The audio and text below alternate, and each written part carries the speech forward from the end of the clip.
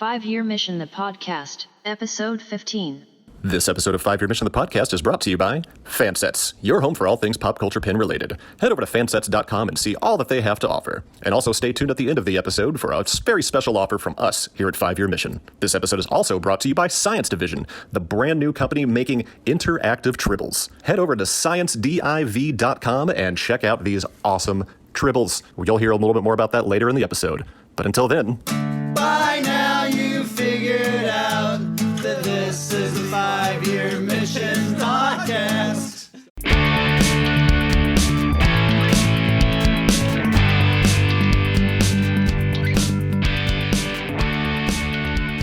I don't have a stitch of makeup on tonight. But I thought I was showing you just like this. My freckles and everything are just showing. How are you, darlings? Quarantine. Worse now that you're here. Still alive. What lovely backgrounds you all have. Noah, I see you have a picture of me in my dark period. I thought you'd appreciate that. I'm trying to find my like Moxie pic that I had as my profile, and I can't find it. Are we on? We are. We are on? Yeah. So I can't say the F word? Frankincense? you can say that. All right, so who do we have here? We have Mark Rockensteller. There he is. Hi, Mark. How are you? Yeah. Are you still running that little children's bookstore?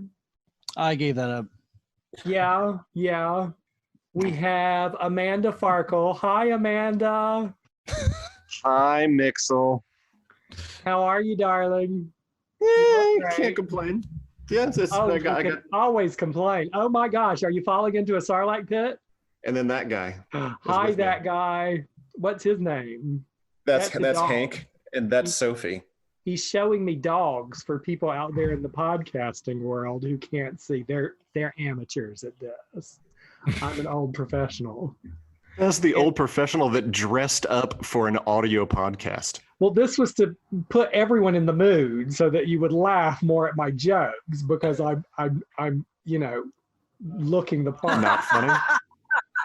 See, did you see? It worked for. It worked for. What was that one's name? Noel Bogler. Nigel Buttwipe. Oh yes, that one. And then Charlie Spurgler. Hi, Charlie. Hi, Maxie. It's great to see you. So I guess Mark doesn't have a microphone tonight, which is very good. It's a smart move not to give him one.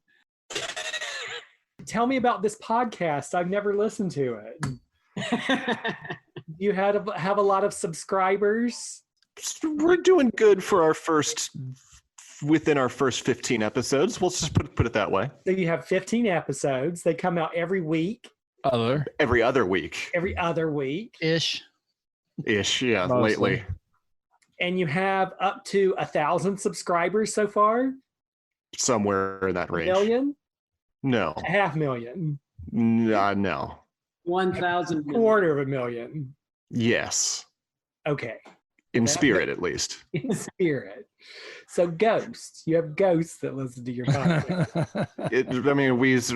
We actually rate highly in the spirit realm. So Fantastic. Sylvia Brown, I'm sure, listens to you every Dr. Sylvia Brown, thank you very much. Is she a doctor? Yeah, of ghostology. Oh, Sylvia. She left us too soon. She should have seen it coming. She's a psychic. Was a psychic. That was a joke. I got she that one. Seen it coming because she was a psychic. We're on the Zooms. Is everyone out there using the Zooms these days in the lockdowns? That's the thing to do. I hear everybody on Earth is in a shelter at home. If you watched me a few weeks ago, I'm sheltering on top of a very large pie. I watched your live show. Yes, it was live. I didn't. That was entertaining. Barely, but yes. I liked it. You were one of two. No, I saw you got a lot of people were very engaged during that podcast. Or Yeah, a lot of people were probably kicked off of Facebook for their engagement that night. yeah, right. So we're a lot of ousters that night, I think. Mm-hmm. My 7-year-old enjoyed about 10 minutes of it. That's pretty much how the way it works for any audience of Moxie's, though. It's true. She had to go to bed. I was going to trim my eyebrows before I came on, but I decided that I would just comb them out and braid them. Looks good. You know, with this quarantine, everyone's having trouble with their beauty regimes. You know, their eyebrows are growing. As I see, we can see Chris is growing a Gandalf beard during this quarantine beard. It is highly recommended against by the CDC currently. Yes, but you can store food in that thing, so you don't have to go to the grocery store as often. It's true. It's when I don't have my mask, I just roll it up into my face. And I see from Noah's look, he has the Road starter kit. Yeah, The Road. You know the movie The Road? Yes. I do have the Road starter kit. You're right. Okay, so let's get this show on the road, guys. Oh, we're doing a show? Yeah. A variety show. Okay, I got a question for you, Moxie. Yes. So Moxie, I want to know from your perspective. You got to tell us a story, okay? Okay. Tell us the story of how you met us. Of how I met you. Yeah, let's hear that story. The real story or the We've told this story before. Tell people. But you don't tell people this story. Our podcast listeners have not heard this story yet. No. Yeah. Okay, let's see. Well, actually, first, welcome to 5-Year Mission, the podcast. Oh, Mike is here. I thought that was just a cutout. Hi, Mike.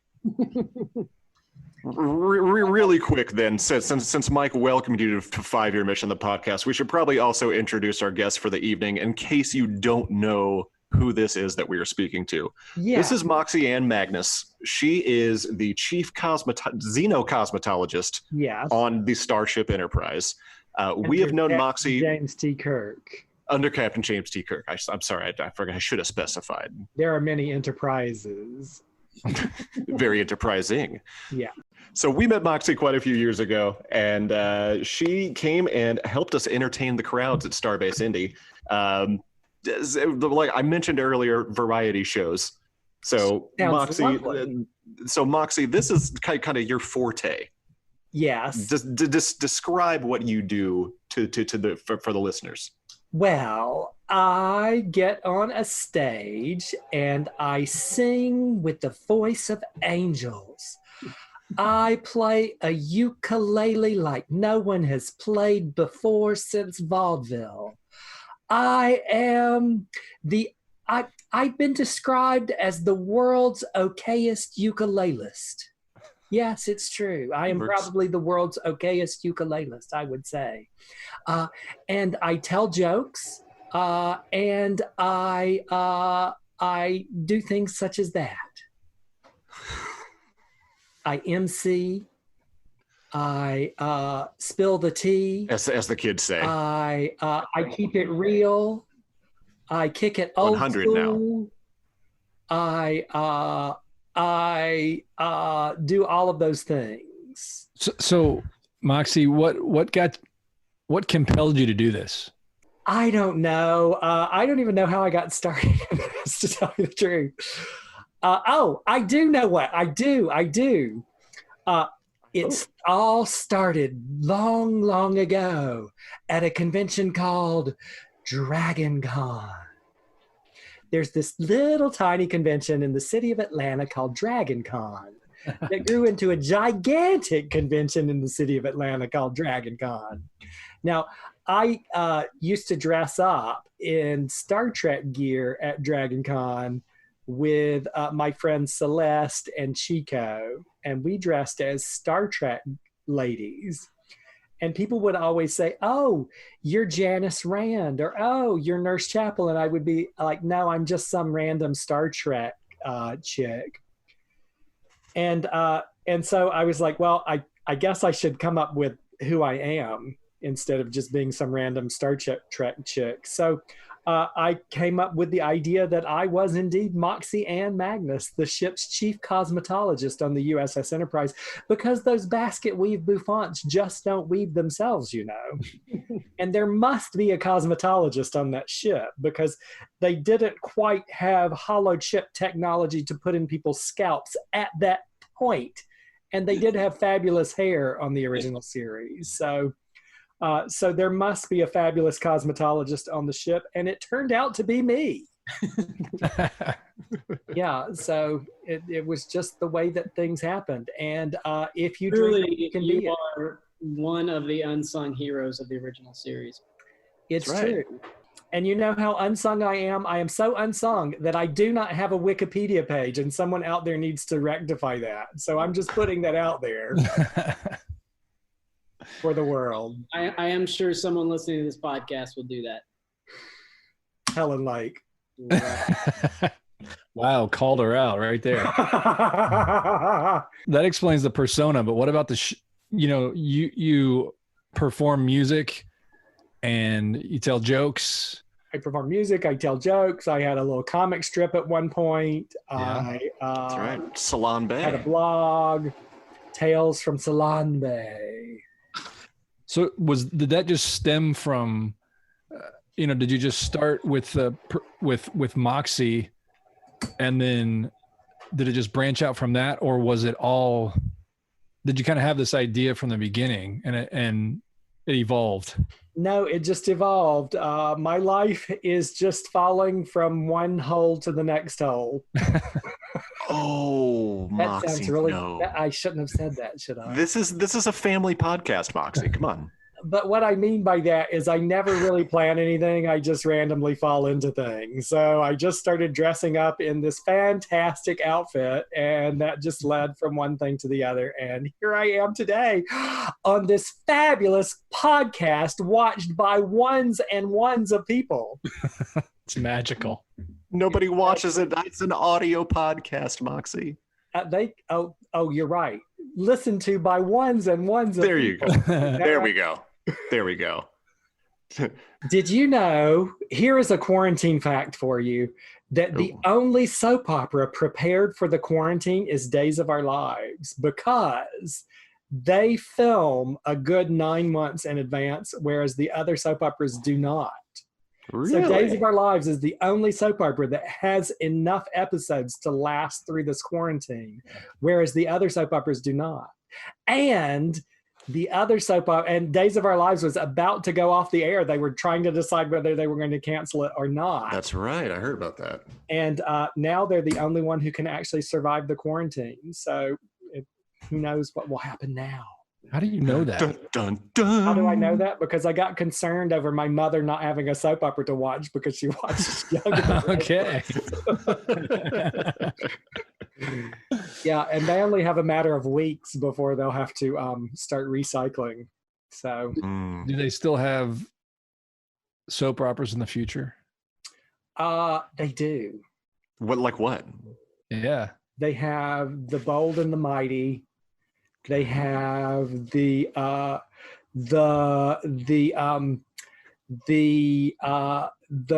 coagulating and the crustable. I think there's also my favorite is I'm glad to see your improv skills at work, Moxie.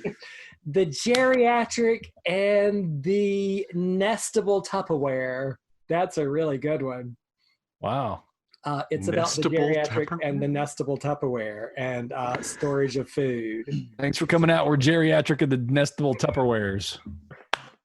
You can use that if you want. Yeah, and then there's the one. First album is about- called Burp Seal Lid.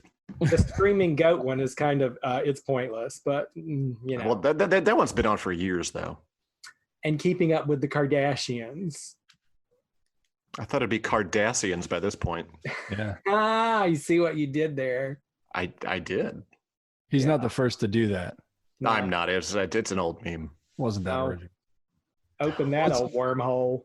Let's bring this back around to I want to hear the story. I want to hear the story out of Moxie's mouth. All How right. did you the story that brought 5 Year Mission together with Moxie? the story that brought 5-Year Mission together with Moxie? Well, it's a sweet little story that happened many years ago. I was on this thing called the interwebs, where many rivers converge into one. Actually, I'm mixing my metaphors. Where many webs, many strands of webs of intergalactic information come together in nodules of spidery goodness. And in those webs, I found this band that was called 5-Yard Missiles. Here we And go. that band was made up of 5 hoopy froos from the city What? of Anglelandapolis Hoopy Froos? in the state of Ambiana in the country of the old United States. They were Yangs, not Coons. Mm.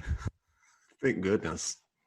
And they were writing a song for every episode of the original series of a television show called Three's Company that was Jiggle TV about Jack and Chrissy, Christmas Snow, who was born on Christmas Day, and Janet, who was supposed to be the plain girl, but was not really the plain girl. Oh, no, I'm sorry, I diverged. That was another band. That was another group that I was connected with. They were writing a song for every episode of a show called Star Trek. It's a show about exploring the universe. And as I was the chief cosmetologist on a ship called the Star Trek Enterprise, not the Star Trek Enterprise, it's just the Enterprise. Sometimes I call it the Star Trek Enterprise. But Branding. as I was the chief cosmetologist, I thought, I should check these guys out. So I got into my emails, an ancient form of communication. And I used a thing called a keyboard where you put your fingers on these little buttons, and I tatted out a little message to a man called Mike Rittenhouse. And I said, "Dearest Mike Rittenhouse, I am writing to you from the 23rd century, far into your future. Do not disbelieve what I say unto you, for I come from the future, and I see that you are doing something similar to what I am doing." Because at the time, I was doing a little episode. I was actually writing a blog at the time for every episode of the original series from the perspective of I kinda the missed chief that, to tell you the cosmetologist on the ship, which is what I am. I missed those. Yeah, I missed those stories related to the original. I think I You did. missed my blog? Yeah. Yeah, I should go back to those, shouldn't I? Because I never finished them all. Yeah, it seems like you just throw a bunch of shit at the wall and see what sticks. Well, nothing ever sticks. That's the problem. That's why I only go so far. I end up with Some 5 fiber. people who really like it, and they're like, "Oh, this is great." So, Mike, yes, I do throw a lot of things at walls, and nothing ever sticks. So that's why I only have 2 things, and still don't have a Wikipedia page. So, or an album. But that's another story. I remember showing your email to Noah and Yeah. saying, "I think this is a dude." Yeah. And so I contacted Mike Rittenhouse and said, "Hey, I'm very interested in what you're doing. I think it's really cool. And I don't know that I said I would love, what did I say, Mike? I don't remember. I would like to meet you guys, or You really, really wanted to ride our coattails and wanted to know how you could do it. that's probably Which happened what I said. on multiple occasions. Yeah. I remember us thinking it was just a weird situation. We had no idea what to expect because we'd seen pictures of you online and that's it. And we hadn't really talked to you. We'd talked to you on an email, but we didn't really know what to expect. I don't think I had done any video at that point.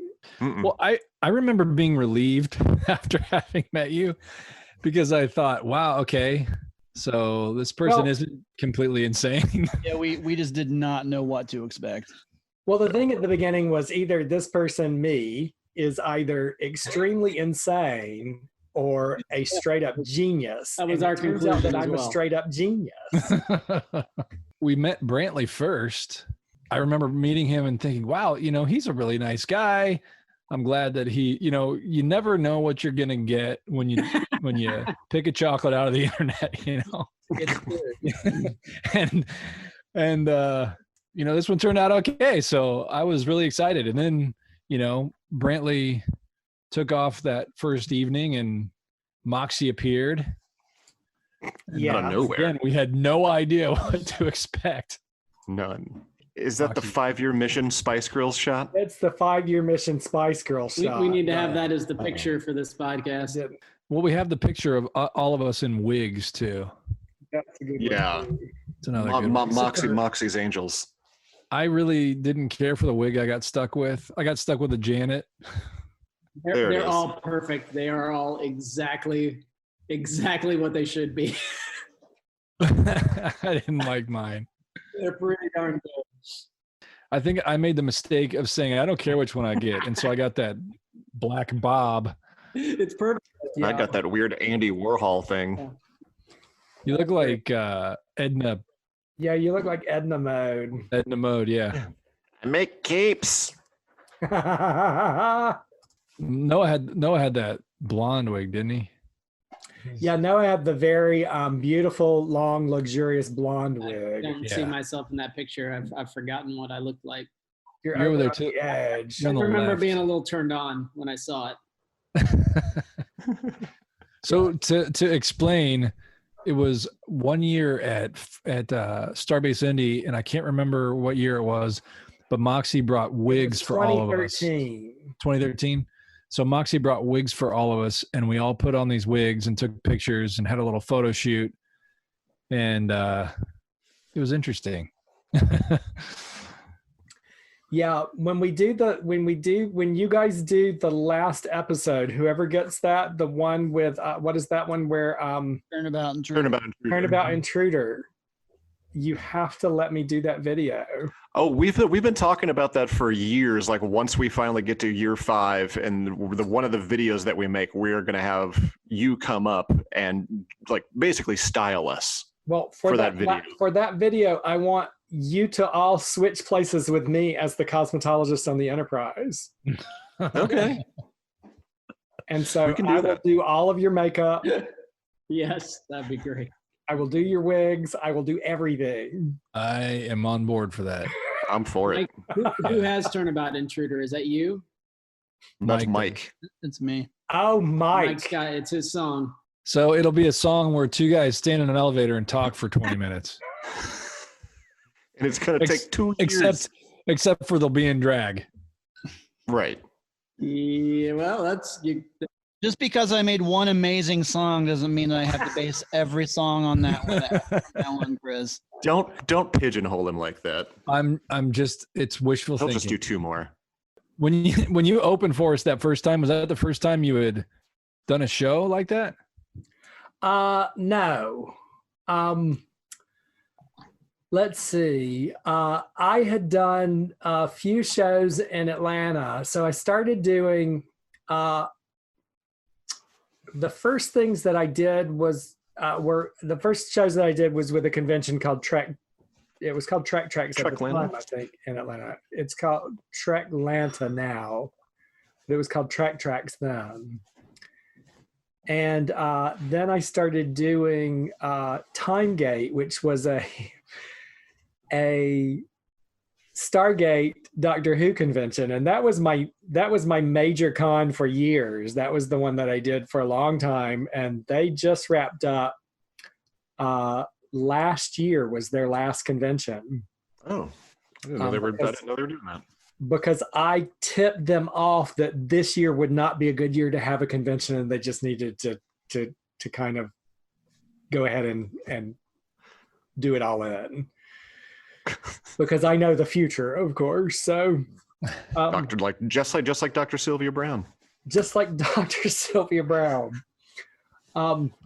Yeah, so I had done some small stuff in Atlanta, some emceeing, some little shows there, and yeah, so some little comedy bits, some emceeing, some just shtick here and there, some panels and stuff. But yeah, so when I came to Indiana, what year did I start all of this stuff? I don't even know. It's just all a blur. It's just so bizarre because I never really had a plan. Kind of like the podcast tonight. Yeah, exactly. Good one, Mike. Hey, you know what? Since the quarantine, these podcasts have been a little bit by the seat of our pants. That's okay. It's a whole different experience for us. So you go in and you edit these, you pull out the good parts. I do. Mike does. Mike does. Mm-hmm. Mike does until he gets tired, Painstaking. and then who knows what goes out there. So it'll go on out in about 2 years, 3 years, 4 years. Let's go ahead and talk about this. A few years ago, when Moxie came to Indianapolis, Mike had helped Moxie record an album, and it was it full of, was it nothing but 5-year mission covers, but in like your standard Moxie way? Yes, and one original song, Mike. There were, I think, 2 or 3 original songs. 2 or 3 original Okay. songs. Yeah, the Ballad of Moxie Ann Magnus. Yeah, that one. Ooh. Oh, it's on there, or is it going to be on there? It's on there. Yeah. Now, what exactly is the holdup on this album? The triangle? Was it the triangle we were waiting to record? Cowbell? Hardest one. Or the zither? Was it the zither, the Chinese zither that we just decided we needed more of?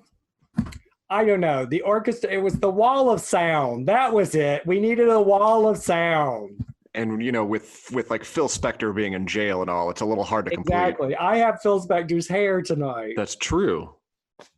That's like the casual Moxie look. Yeah, this is my day look. I don't think I've ever seen you in that particular hairstyle without a big pair of sunglasses. So then you didn't have to mess with your eye makeup too. Right.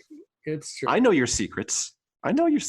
You're inside my head. So audience, if you need to hear this Moxie album, what you have to do is just barrage Mike with money, an email campaign, a messaging campaign, a smear campaign of some kind. Venmo at Mike Rittenhouse. And yeah, Venmo will help speed it along, and then it'll be released. Off inside an envelope and send it to Hero House Comics, 1112 Prospect Street, Indianapolis, Indiana, 46203. Man. You heard it here. So what songs are on there? Just a sampling. There is Well, first I have a question. So yes. the Naked Time, for example, you change the words up a little bit when you sing that. Is that what do you do the same thing on the album? Is it kind of there are a couple of songs that I do a straightforward version of, but a lot of them I've changed the words. They say a Vulcan never cries, so why do I feel these tears start forming? Sadness and anger telling lies. Emotions to me are more than disturbing. I know. This blood inside is still half human, but I shouldn't be susceptible to this aching heart or the way it's assuming control. Hey, that's a is that the first time anyone's heard that besides us? Except live. It's been played live a couple times. Except live, yeah. Yeah. That's the recorded version. The first 5-year mission song that I sang. You're welcome. Is that one. I remember it was at Starbase Indy, wasn't it? Yes. Yeah. because I wanted to ruin one of Chris's songs before I ruined any of the others. I felt special until you started singing other ones. What made you single out Chris? I don't know. I don't. Because he's the good looking. That one. Well, that one. I don't know. I don't know. Why did I pick that one? You needed to knock him down a peg. Mike, why did I pick that one? The lyrics are simple. I was being trained in yarling at the time. Oh man. You yarl one time in a practice session and you never live it down. Oh my goodness. But That was at Noah's house too. We were Yeah. practicing Dagger of the Mind, sitting on Noah's couch, and I was just playing Dagger for some reason, and I don't know what I was doing, and you guys just started laughing at me. This is the story that Chris tells. It will all be revealed in the documentary after we all die. Oh, so you're just gonna drop it on the floor like that? Well, then my version stands for now. Anyway, I think the yarling was evident on the original demo. it may have been. Yeah. It may have been. I have the the demo exists somewhere. I have it somewhere. so tell me what you guys are doing right now. Are you working? Are you working Silence. on year 5? We are. Yeah. We have one. Well, we've written some songs for year 5, but we're also working on. We're in the middle of recording the supplemental material from year 4 for the Kickstarter, and when we were well on our way, and then we had to quarantine and have not been able to finish. Yeah. I woke up one morning in this quarantine with what is the line from the song? I think it's Patrick. Is it Patrick's song? Nomad. Is that Patrick's song? That's Yeah. Noah. Oh yeah, that is Patrick. No, the changeling. Yeah. What's the line? I can't remember it now. It was on repeat in my head over and over and over again. I was like, why is this in my head? Is We it are not- sterilize? Yes. Sterilize. Yes, No. sterilize. Just over and over. Sterilize. And so, yeah, so it's like it was my washing hand song. No, it wasn't. Did you hear my washing hand song? No. Washy song? I don't know. I should get my ukulele and sing it for you. Do that. Let's see. How does this song go?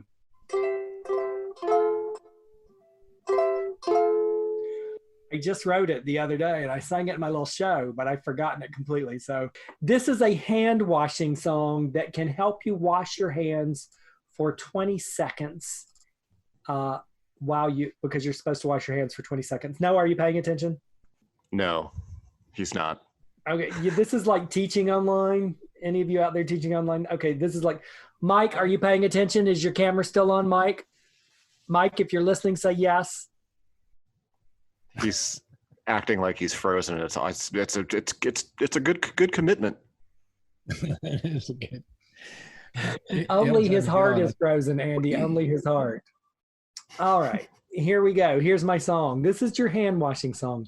Washy, washy, washy, washy, washy, washy, wash. Washy, washy, washy, washy, wash. Wash between your fingers, wash your nail beds too. Wash up to your elbows and your pits. Go and take a shower and then you'll be through. No, nuke yourself from low orbit. It's the only way to be sure. Washy, washy, washy, washy, washy, washy, wash. Washy, washy, washy, washy, wash. That's it. Wait, you had to look up the lyrics for that? Yes. To be fair, Noah has to look at his lyrics for every single song, no matter how many times we've done them. I just wrote it the other day, and then I did a show where I did 8,000 songs. That was a lot. like You know what 40 hours. It was like a Jerry Lewis telethon. It was. And you know what I noticed? You do, and I know you always have, but I guess maybe I didn't really pay attention. I don't know. But you do No one ever does. a lot of one-liners. I don't. You do a lot of one-liners. That's kind of your thing. Where does that come from? I mean, what are your influences, Moxie? There we go. Comedic influences. Well, Whoopi, my influence. I had a dream once. I'm gonna go off topic here just a little bit. I'll come back to that, dear. I had a dream once. This was a real dream that I had, where I was talking to Whoopi Goldberg, and I said to her, I said, "Is it Whoopi or Whoopie? Which is the correct way to pronounce your name? Is it Whoopi? Is it Whoopi or is it Whoopie?" And that was the dream. That was it. That was the whole thing. Riveting story, Moxie. It's a true story. And so what are my influences? Well, if I could be born at any time, I would be born at like the point where I could be traveling at the height of vaudeville, where I could be a vaudevillian, where I could travel around and just be on a stage, go from city to city, and just do that vaudeville shtick. Do you have a favorite vaudevillian? I love George Burns and Gracie Allen. Gracie Allen plays the stage type that was called a dumb Dora. Have you heard of that before? A dumb Dora. Oh, yeah. And so Gracie Allen's shtick was just perfect. For those listening that don't know what a dumb Dora is, can you explain that? So for traditional comedy, you've got the duo, right? The comedy duo. Mm-hmm. And so you've got the comedian, and then you've got the straight guy. So the straight guy is the setup. The straight guy sets up all of the jokes, and the comedian delivers the punchline, right? And so with George Burns and Gracie Allen, or any sort of typical straight guy in Dumb Dora, you would have the straight guy who was the guy playing it straight and setting up the lines, and the Dumb Dora who was playing dumb. The dumb blonde is what we would call it today. And so she would pretend to be really dumb and say a lot of really stupid things that sort of played off the straight guy's talk. Yeah. And so I base a lot of Moxie on sort of that dumb blonde persona that, and I borrow a lot of my stuff from old vaudeville acts. I was going to ask if you write all your own material or if it's acquired. A lot of it is really straight off of vaudeville acts. A lot of it is straight out of, old 1910s, 20s, 30s vaudeville. Some even later than that, early TV, that kind of stuff. And some of it, a lot of it is my own stuff, taking that and kind of blowing that up and going crazy with it. Yeah, I love that whole period of vaudeville, and that really, and then from there, the old Hollywood movies like His Girl Friday, the old comedies, Katharine Hepburn. What's the Katharine Hepburn with the cat, the big Jaguar? I don't remember that. Bringing Up Baby. Have you ever seen that movie, Bringing Up Baby? No. Mm-mm. Oh my God, you have to see that movie. That is your quarantine homework. All right. Bringing Up Baby. And you'll only have 6 months to watch it then. So Bringing Up Baby is this fantastic comedy with Katharine Hepburn and Cary Grant. He is an archaeologist, or not? Is he an archaeologist? No, he's a paleontologist who works for a museum, and he's getting married to this very dull woman, and he's trying to get this like dinosaur bone, or I don't know what the sort of premise for the story is. And her uncle sends her, Katharine Hepburn is this like socialite. Her uncle sends her a jaguar cat. And it's just a screwball. It's a screwball comedy. It's ridiculous, but it's fantastic. Yeah, read the description, Chris. Oh, okay. While trying to secure a $1 million donation for his museum, a befuddled paleontologist is pursued by a flighty and often irritating heiress and her pet leopard baby. There you go. Oh, it is fantastic. And it's got that what do they call it? The mid-Atlantic accent that everybody used. Do you know about the mid-Atlantic accent? Is that... It's that 1940s accent that everybody talked in, right? Yes. So it was supposed to be this accent that it's mid-Atlantic because it wasn't British and it wasn't American. Oh, And I just watched Sunset Boulevard last night. yes. And- Oh my God, that is such a good movie. The Yeah, monkey it's people. amazing. Oh my God. And the older woman. No, you've seen that movie, right? Yeah, long time ago. Okay. And so the woman who played, the washed up silent movie star, that's what you're talking about, right? Mr. DeMille, I'm ready for my close-up. Yes. Yeah. It's Yes. amazing. And that very quick clip talk. Mhm. Hello, everyone. I'm here to talk to you today about what we're going to do. Yes. We're here for this podcast. Everyone, are you ready? Are you ready? I'm here to talk to you about Moxie Magnus. She's such a fantastic girl. I want to see a show where you use that accent the whole time. Well, that'd be Yeah. hard to keep up. You got to work Okay, on that. I'll do it.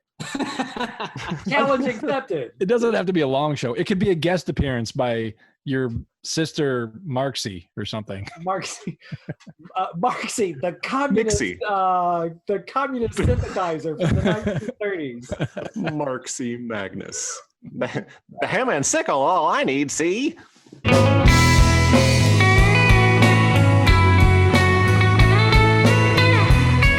I never thought I'd get to say this, but this week's episode of 5-Year Mission, the podcast, is being sponsored by Tribbles. Yes, Science Division is a brand new small business ran by Jay and Kalia, and they got this idea to make interactive Tribbles because Kalia really wanted a pet Tribble when she was growing up.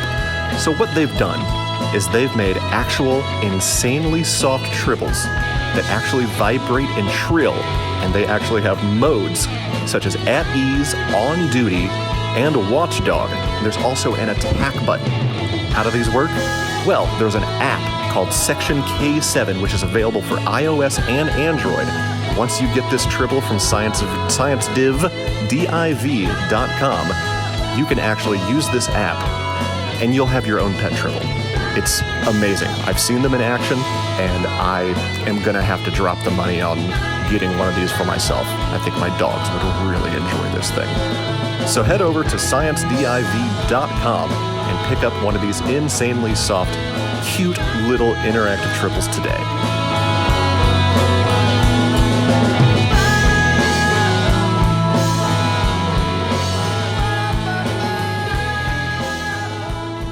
I recently was at a fantastic, it was a communist nudist commune. A communist nudist commune. It was fantastic. The food was What was great. it called? Everything was great. It was called Trotsky's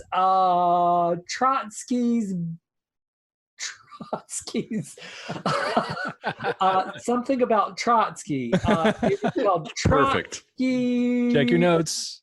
Deli. Maybe you should stick to the script, Moxie. It was called Trotsky's Tiny Bits. Nudist Colony. Trotsky's Tiny Bits Nudist Colony, I believe was the name of it.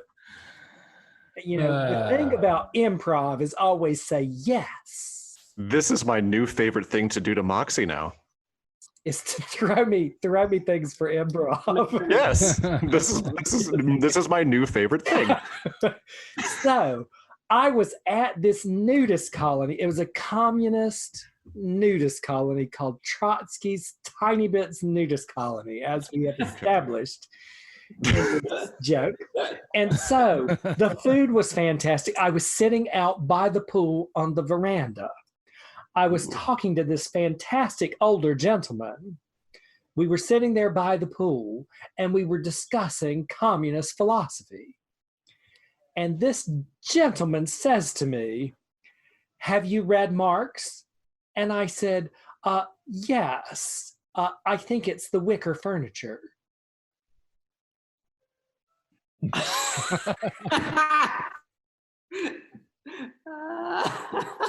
I got it. I got it. Have you read Marx? Yeah. RED Yes. MARKS. Mike. Oh no, I got the joke. It's a slow burner. As top shelf, top drawer, top drawer, top shelf. It is top drawer. What a clown And show see, this is. had I not dressed for the occasion, you probably wouldn't have laughed, Noah. Thank you. Yeah. I laughed. I didn't really know why I was laughing, but I laughed. It seemed appropriate. And I have a topic I want to bring up. Okay. Okay. All right. So here goes Noah's topic he's bringing Oh up. boy. All right. So you're a fan of puppetry. Correct? Yes, I Are you am. a fan of what? Puppetry. Oh, Puppetry. puppetry. Puppets. Puppets. Right. Yes. Number one, are you going to do a Moxie puppet at some point? Well, I do have That would Soxy be good. Sagnus. Have you ever seen Soxy? No, I have you not. haven't. Well, I have one of my brilliant, I think this is the most brilliant idea that I've ever had is Soxy Sagnus, who is a sock puppet Moxie Magnus. Actually, one of my great friends made it for me. And it is a sock puppet Moxie Magnus at AtlantaCon, which is a gay and lesbian convention. AtlantaCon happens every year in Atlanta. It's a gay, lesbian, sci-fi convention, which was canceled this year because of the quarantine. I'm going to have to give a shout out to them because let's see if I can make this story short. So I was supposed to travel before this quarantine. And so this was the first year that I was not going to do AtlantaCon in like 3,000 years. And so I had not signed up to do it this year. I told them I was not going to be able to do it. And then the coronavirus hit and all of my travel plans sort of instantly disappeared. And so they had not yet canceled. So they were like, oh, please come to AtlantaCon.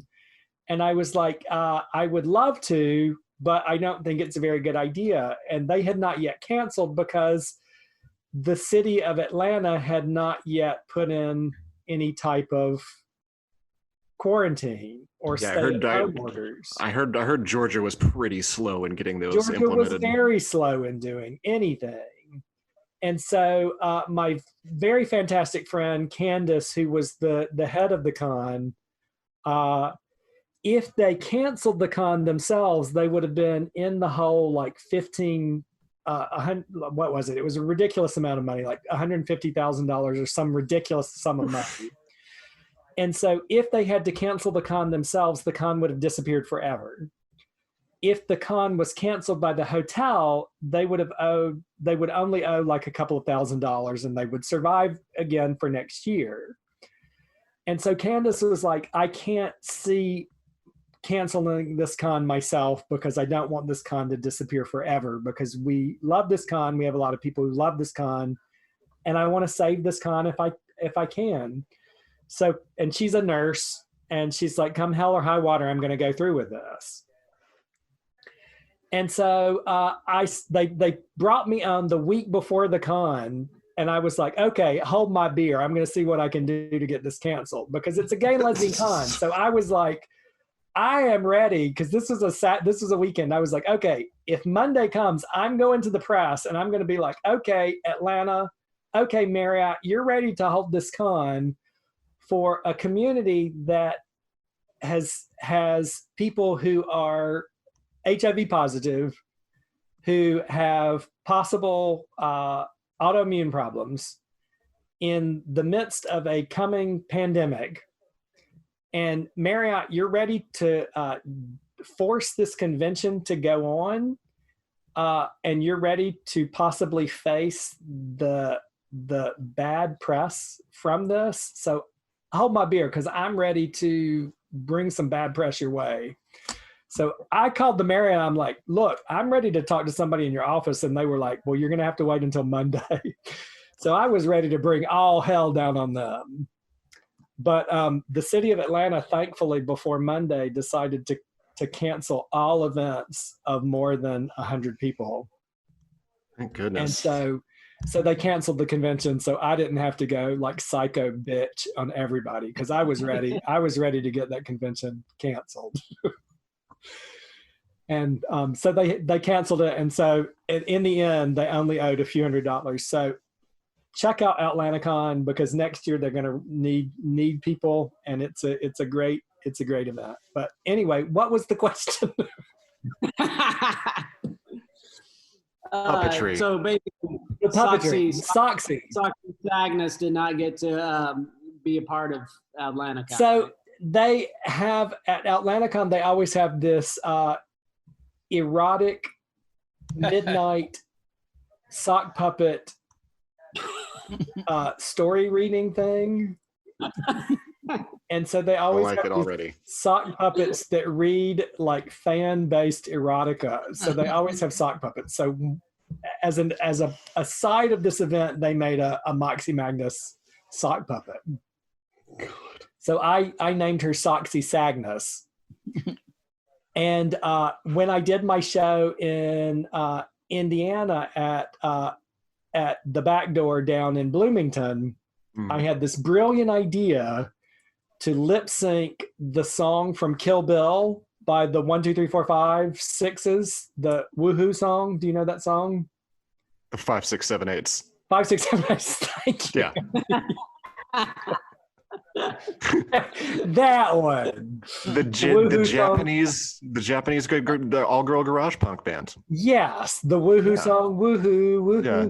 that song. Yeah. So I lip synced that, and I did lip sync ventriloquism with Soxy Sagnus, God. my puppet. Forgot And about that. I am so good at this, and it was a first. I don't think anybody else in the world has ever done lip sync ventriloquism. And I even drank water while doing lip sync ventriloquism with Soxy Sagnus. It was the most brilliant thing you've ever seen. Yeah, you do. See, it's all coming back to Yeah, now. you do. I was there. I forgot. Yeah, see, you forgot. I did. I forgot. But I it's really interesting because I do some puppetry. I'm terrible at performing with puppets because I can perform like crazy in all of this nonsense, this wig, this makeup. I can act like a fool, but when I put a puppet on, I can't do any of that because I'm hidden behind the puppet. I cannot act with a puppet. I don't know why. Mike's the not weirdest known for thing. his I subtlety. He cannot. doesn't understand what you're talking about. I can't put any of that into a puppet. It has to come all out of my face, out of me. It's Yeah. the strangest thing. It's one extra step that's weird. I feel so foolish with a puppet. Did you watch Muppets from Space? No. Oh, Knowing you're a fan of puppets, I wanted you to answer Oh, this yeah. question, and then I kind of want everybody to answer this question because my daughter Ida has been really obsessed lately with the Muppet Show and Muppets in general, and we've been trying to see behind the scenes stuff and how it's done, and she's just been really, really into it.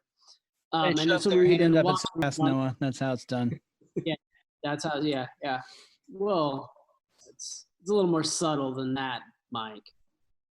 But anyway, I've been watching a lot more Muppets than I ever thought I would ever watch. Like movies that came out in the late '90s that I didn't even know existed. I just watched a lot of Muppets. I'm always thinking of it like, as band members, which Muppet are we? Like Animal. who are we as Well- Muppets? I mean, obviously, Fark is Animal. I mean, that's I a have given. to tell you that I was obsessed with the Muppets from the time I was a kid until I went to college. When I was a kid, my walls were covered in posters of the Muppets. I was obsessed. And you asked earlier about my inspirations. Part of who I am is Miss Piggy. I mean, part of this whole getup right here is Miss Piggy. I was totally obsessed with the Muppets, with Miss Piggy, with all of that, and anything Muppets. I used to back in the dark ages. I used to record on a tape recorder. When the Muppet Show would come on, I would record the episodes and listen to them over and over and over again. And I can still, to this day, I can't remember anything, but I could probably quote verbatim. Like, you tell me, you start me in an episode, like you start me in the Ruth Buzzy episode of the Muppet Show, and I could probably continue from there to the end. But yeah, Muppets, I am totally in with. Like, let's see, who are you? So who are we? I can start if it's Very philosophical question, Noah. Who are we? Like I sort of feel like I'm Gonzo a lot of the times. I don't know. I think you've got a little bit of Sam the Eagle in you without sort of the conservative. Yeah. Mike, I think is sometimes I feel like he's Stadler and Waldorf. Together all the time, combined. You and Mike are kind of Statler and Waldorf. Yeah, we kind of are. That's true. We are. I think the two of you are the closest to Statler and Waldorf of all of you. But then sometimes Mike is sometimes super optimist, like super okay, like. So sometimes I think he's a very fuzzy bear because he's just like Scooter. Yeah. Everything's great. It'll be fine. He's a Skeeter. There you go. He always says waka waka too, which is kind of a dead giveaway. Well, that's actually more of the Pac-Man of him coming out, though. And he always only wears a scarf and no clothes. Oh, and a hat. Yeah, a little bowler. Just like Winnie the Pooh. Chris is he's got a lot of Kermit in him. He's kind of the statesman of the band. I think that even keeled spokesman sort of. I think Andy is more Janus than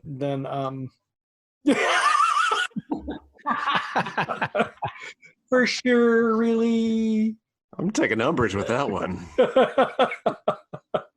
No, because it's always like at the conventions. Hey, we can't find this person to get paid. Can you find them? Oh yeah, I'm on it. Show me the last place that they were. That's a scooter. That's more of a scooter, though. I think I would definitely, of any of us in the band, I'd probably have the most scooter. You're scootery. 15 seconds to curtain, Miss Magnus. What about Patrick? What would Patrick be? I'm trying to think. Sometimes he's Sam the Eagle. Sometimes. I'm trying to think of one of them that's really into candy. He's Zoot. Except for Sax is his Dax. You know your Muppets, man. Oh, I know my Muppets. Did you guys ever see Muppets Tonight? Yes. Oh yeah. I don't know. I watched it when it aired back in 95, something like that. Yeah. The host was this guy. He had dreadlocks and like. Yeah. I can't remember what his name was. Clifford. His name was Clifford. Clifford. Clifford was the host of Muppets Tonight. Yeah. But what's the one from the Muppets with Jason Segel? Oh, that's the main character. Yeah, the character they introduced, like the one that gets Walter. Walter, yeah. That's Patrick. Yeah. Walter is Patrick. Yes. No, I think Patrick could easily be Cookie Monster as well. Because Patrick likes sweets. Only at likes everything. all-you-can-eat Sunday bar. I think Walter is a good fit for Patrick, actually. Yeah, I think so too. Yeah. Yeah. I know I kind of went into Sesame Street there, but Sesame Street is Muppets as well. It's technically Muppets. Yeah.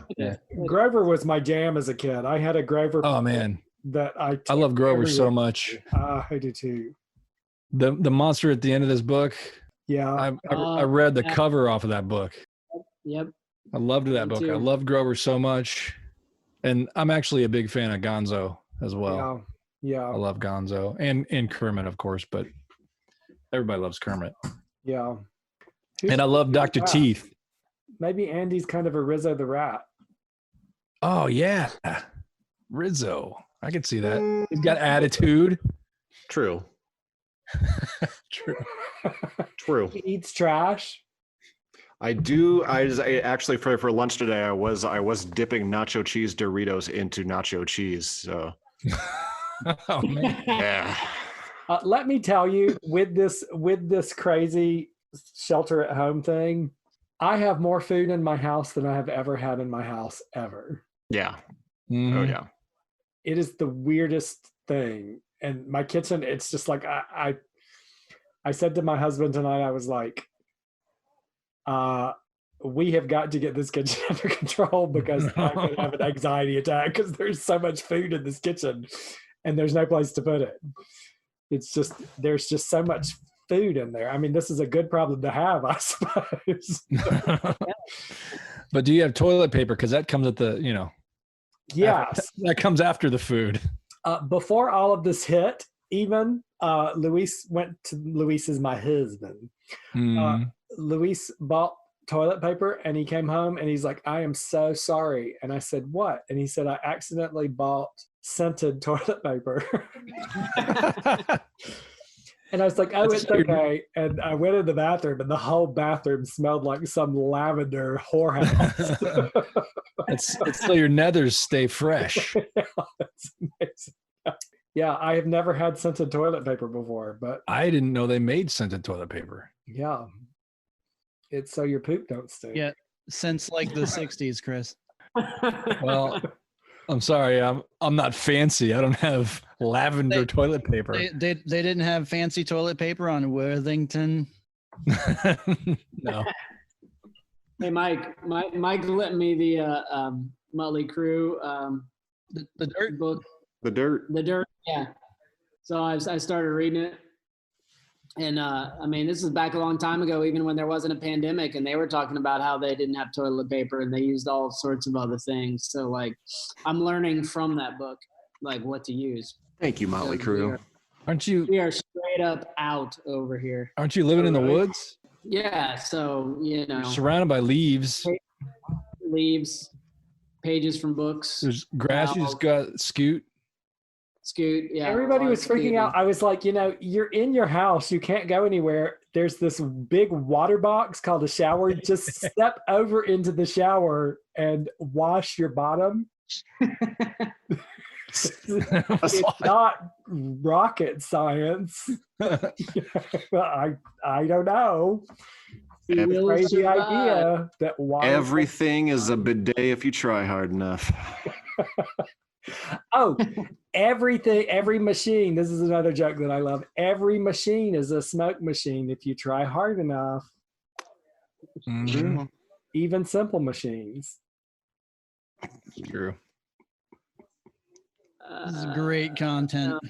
So when can we expect the Moxie Does 5-Year Mission album? Next week.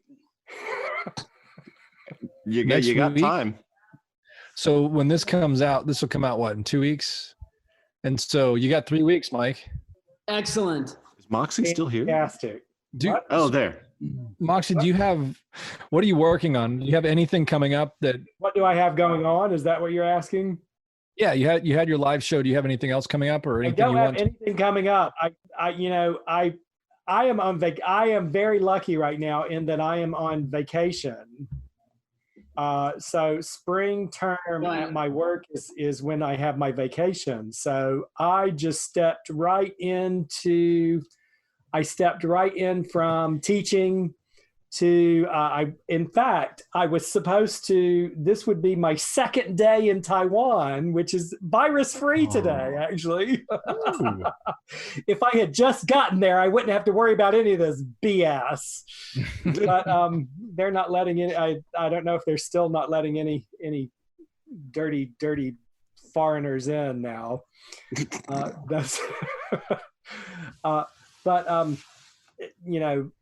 Taiwan has responded remarkably well to this outbreak and is one of the countries of the world that has handled this very well. unlike some countries and presidents that I won't name. But yeah, so for me right now, I am free. I am not working. I still have a job, but this is my vacation. So I'm a teacher in my day-to-day life, and I am free. And so I would like to do more.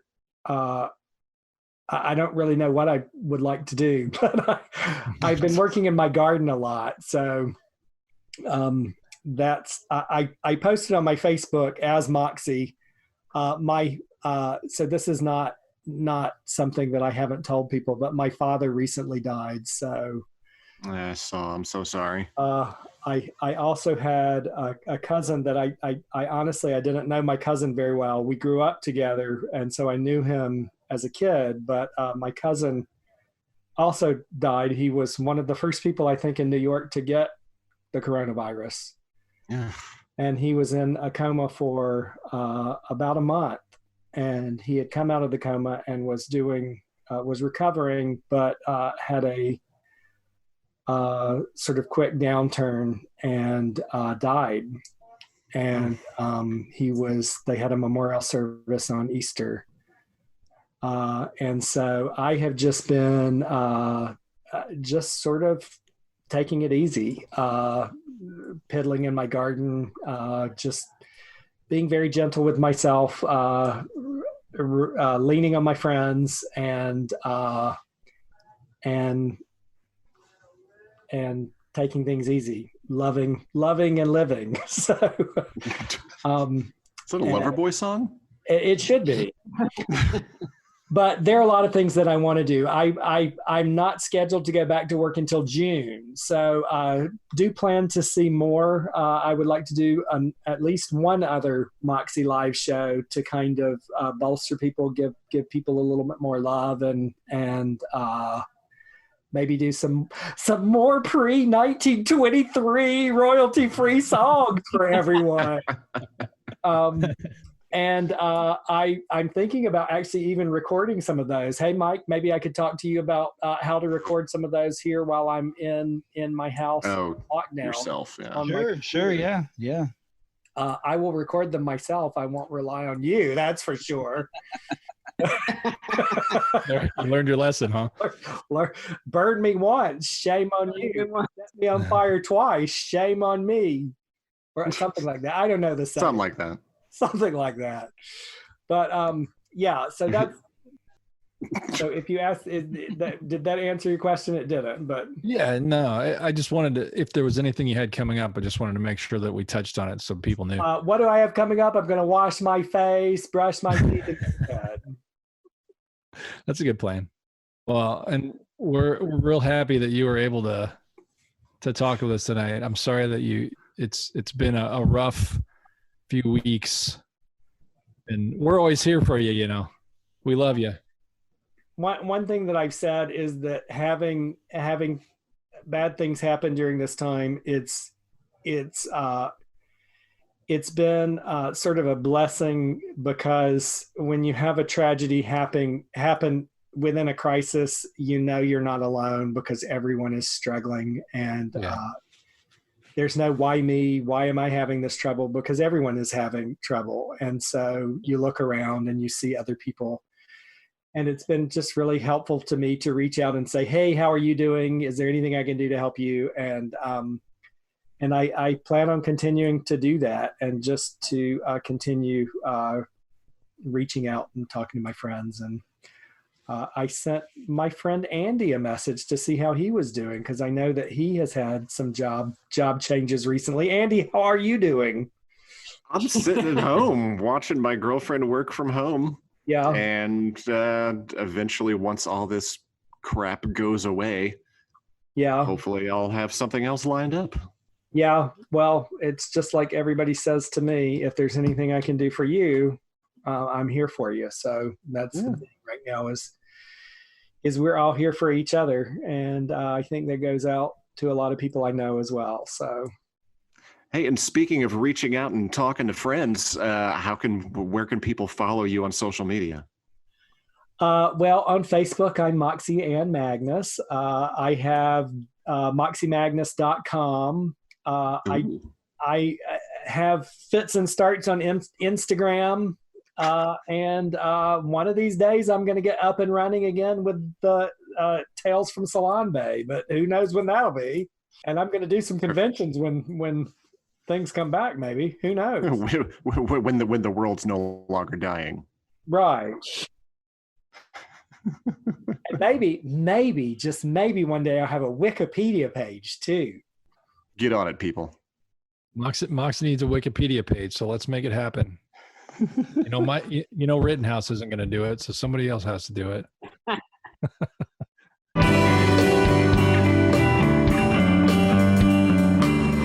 As you often hear me say at the end of the show, Fansets is your home for all things pop culture pin related. It's one of the most used sentences on this podcast, I believe. But head over to fansets.com. You can see the brand new Star Trek releases of the Voyager 25th anniversary pin and pin set. They are very, very beautiful. The one I'm going to have to order here pretty soon is the Mako pin from Enterprise. It is beautiful. They also have new releases from DC Wonder Woman, and also they now have pinfolio cases so you can show off your pins in a beautiful display case. Head over to fansets.com right now, place a bunch of these things in your cart, and at checkout, enter the discount code 5-Year Mission. That's the number 5 and then year mission in all caps. 5-Year Mission. You will get 15% off your entire order. Fansets. Our pins have character, and we thank Fansets for sponsoring this podcast each and every week and all the other shows here on the Trek Geeks Network.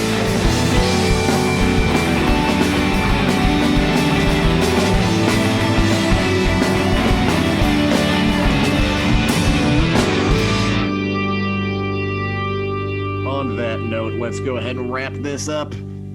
We have been 5-Year Mission, talking with Moxie Ann Magnus. And we'll see you again here super duper soon. Moxie, we miss you. We love you. Love you, Moxie. I love you guys very much. Thank you for having me. This has been a real pleasure, lots of fun. And I mean it this time. It's fun for us too. Well, at least this time you mean it, Moxie. This one time I do.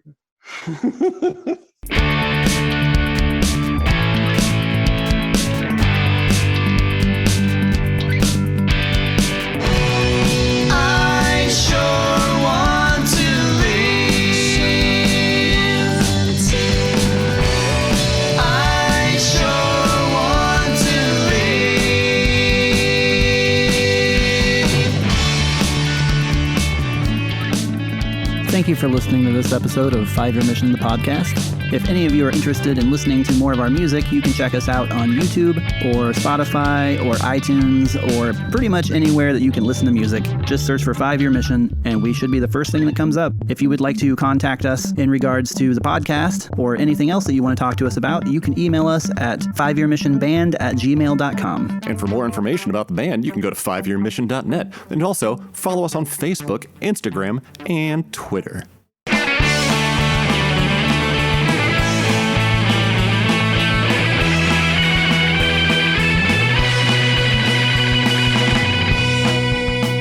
We have officially launched the 5-Year Mission Patreon. On there you can see posts with pictures and videos of behind-the-scenes shenanigans with the band and the podcast. There are different levels you can sign up for, where you'll get exclusive merch and videos and unreleased tracks and demos and other stuff from the band and the podcast that you wouldn't normally get if you didn't follow us on Patreon. The different tiers you get to choose from go from ensign all the way up to admiral, and one of the perks of being an admiral is that you get to be a producer on this podcast. This week's producers are Neil Carpenter, Debbie Rinke, Helen Lake, and Carol Jones. So head over to the 5-Year Mission Patreon right now and sign up as an admiral, and your name could be listed at the end of the next episode of 5-Year Mission, the podcast. Just go to patreon.com/5-Year Mission. That's the number 5-Year Mission.